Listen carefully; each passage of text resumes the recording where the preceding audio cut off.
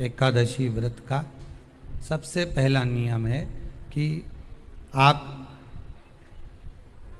जिस दिन व्रत करो उसके एक दिन पहले भक्ति का संचार इस हृदय में कर लो। भक्ति का संचार इस हृदय में कर लीजिए। जिस दिन आप व्रत करो, जैसे एकादशी का व्रत कर रहे हो तो दशमी के दिन शाम का समय जब आवे, रात्रि जब होने लगे, शाम का समय आवे और रात्रि का आप जब भोजन ग्रहण करो तो उस भोजन में कोई ऐसा पदार्थ ग्रहण मत करिए जिस पदार्थ के कारण आपकी एकादशी बिगड़ जाए।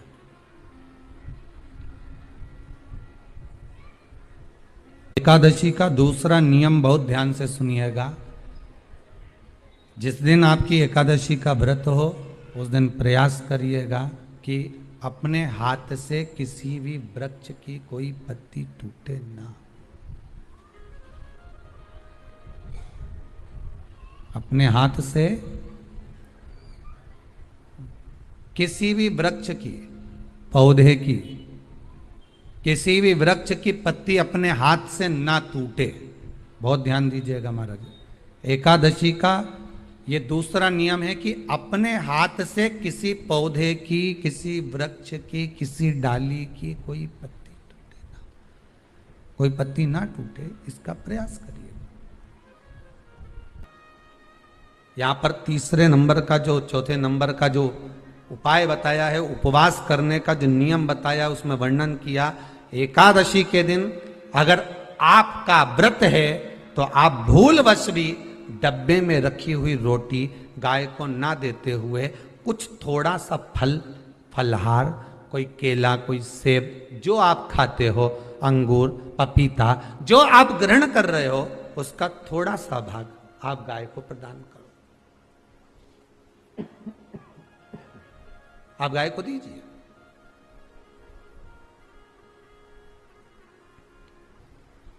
रोटी ही दी है, डब्बे में से निकाल के ले गई, गाय आई है, रोटी देना, देव मना नहीं।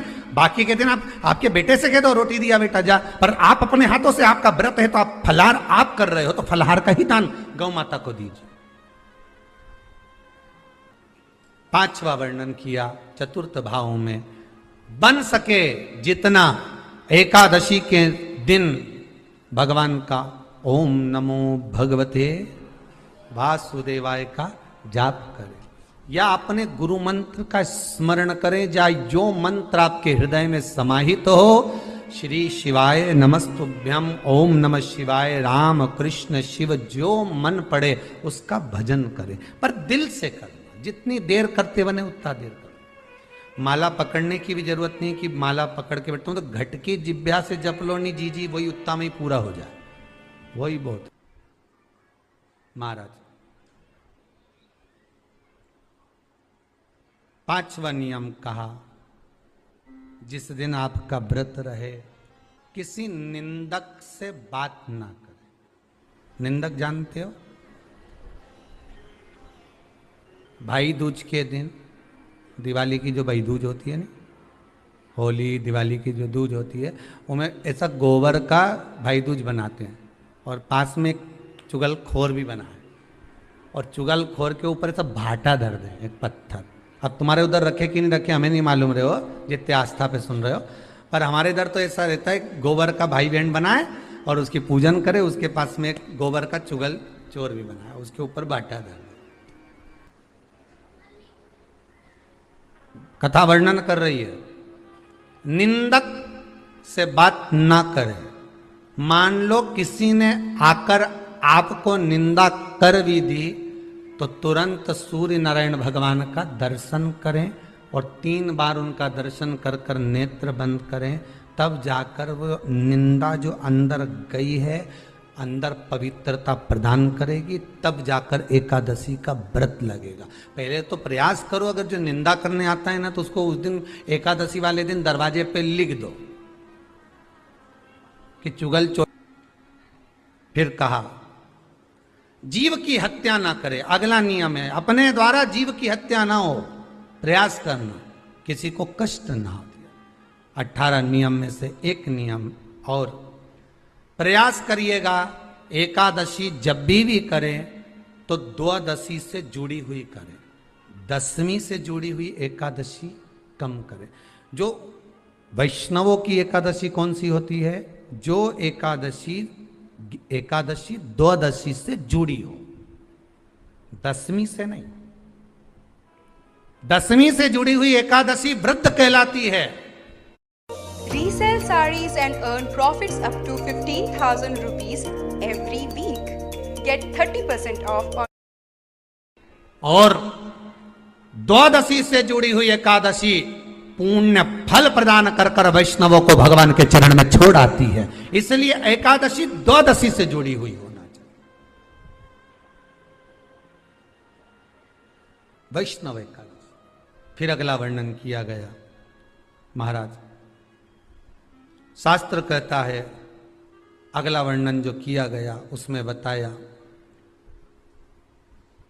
प्रयास करें जिस दिन एकादशी हो उस दिन घर में बुआरी झाड़ू आदि जो लगती है वो दूसरा लगा लें। क्यों? उसका वर्णन है, अगर आप बुआरी लगाएंगे, झाड़ू लगाएंगे, पोछा लगाएंगे तो हो सकता है कोई जीव आपके हाथ के द्वारा मर जाए। अब एक बार ये कथा हमने काशी में कह दी थी। क्या करोगे? सारे व्रतों में केवल एक व्रत ऐसा होता है एकादशी का जिसका उद्यापन पहली एकादशी पर भी कर सकते हो। सारे उद्यापन में केवल एक उद्यापन ऐसा होता है, सारे व्रतों में एक व्रत का उद्यापन ऐसा होता है, वो है एकादशी का। ये जरूरी नहीं कि 26 पूरी होगी तभी तुम करोगे, या तो पहली में ही कर लो या फिर 26 पूरी हो तब कर। पर उद्यापन, अगर तुमको ऐसा लगे कि हाँ मैं अभी तो जीऊंगी हो, अभी तुम्हारा बाल भी धोला नहीं हुआ, तुमको ऐसा लगे तो अभी तो मैं तो बढ़िया, तो पहली पर करने से क्या फल मिलेगा? तो एकादशी की नियमावली कहती है, अगर मान लो आपने पहली एकादशी पर भी उद्यापन कर लिया, इसके बाद में जितनी एकादशी करोगे वो सारी तुम्हारे खाते में जुड़ती जाएगी। मतलब बैंक में खाता खोल लो, ठीक है? खाता खोल लिया, अब जितना कमाता जाओगे उसमें डालते जाओ, जितनी कमाई करके लाओगे उसमें जमा करते जाओ। एकादशी एक बार उद्यापन पहले में भी हो गया तो बाकी का पुण्य तुम्हारे खाते में आ जाएगा, उसका पुण्य। एकादशी का उद्यापन बड़े महीने में माघ शुक्ल एकादशी के दिन, माघ का महीना हो, शुक्ल पक्ष की, जम के बोलिए, एकादशी हो, प्रयास करना कि आप उद्यापन करें। भले 5, 10, 11, 12 जितनी एकादशी हो जाए, 26 हो जाए तो ज़्यादा अच्छी है, नहीं तो आप करें तो माघ महीने की शुक्ल पक्ष की एकादशी के दिन आप उद्यापन करें। प्रयासरत करें, प्रयास। बड़े महीने के अंतर्गत जो उद्यापन, हाँ चतुर्मास के अंतर्गत उद्यापन नहीं होता एकादशी का, बहुत ध्यान दीजिएगा। हमारा ये जो सावन भादो कुंवर कार्तिक जो 4 महीना होते हैं भगवान के शयन करने के, इसके अंतर्गत एकादशी का उद्यापन नहीं होता, और इसके अंतर्गत उद्यापन करना भी नहीं चाहिए एकादशी। हमारा एकादशी का उद्यापन माघ महीने की शुक्ल पक्ष की एकादशी के दिन आप बहुत प्रेम से आनंद के साथ करिए महाराज। परंतु एकादशी के उद्यापन में सबसे ज्यादा अगर कुछ जरूरी होता है तो 24 तरह का नैवेद्य जरूरी होता है। कितने तरह का? 24 तरह का नैवेद्य। अब आप कहोगे गुरुजी उद्यापन हम कर रहे हैं एकादशी का, तो उसमें तो फलहार का हमें नैवेद्य बनाना चाहिए। तो फिर ये पुराण के अंतर्गत स्कंद पुराण में ये चीज लिखी है कि एकादशी का जब उद्यापन करते हैं तो 24 तरह का नैवेद्य बनाकर सिद्ध करते हैं। 24 तरह का नैवेद्य जान रख लेना, का हलवा बना लो, खीर बना लो, पूड़ी बना लो, सब्जी बना लो, पकौड़ा बना लो, भजिया बना लो, ऐसे 24 तरह का नैवेद्य अलग अलग चाहिए। पर लोग क्या करते हैं, खोपरा पाक बनवा लेते हैं 1-2 किलो और 24 जगह रख देते हैं। स्वीकृत नहीं है। 24 तरह का नैवेद्य रखा जाता। महाराज एकादशी के दिन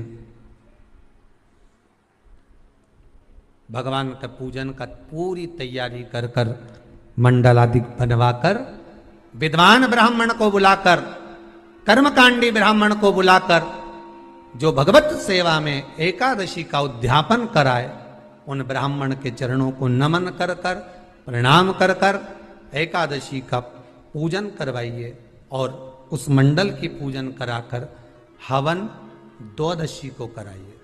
एकादशी को हवन नहीं, एकादशी के उद्यापन का जो हवन होता है वो द्वादशी को।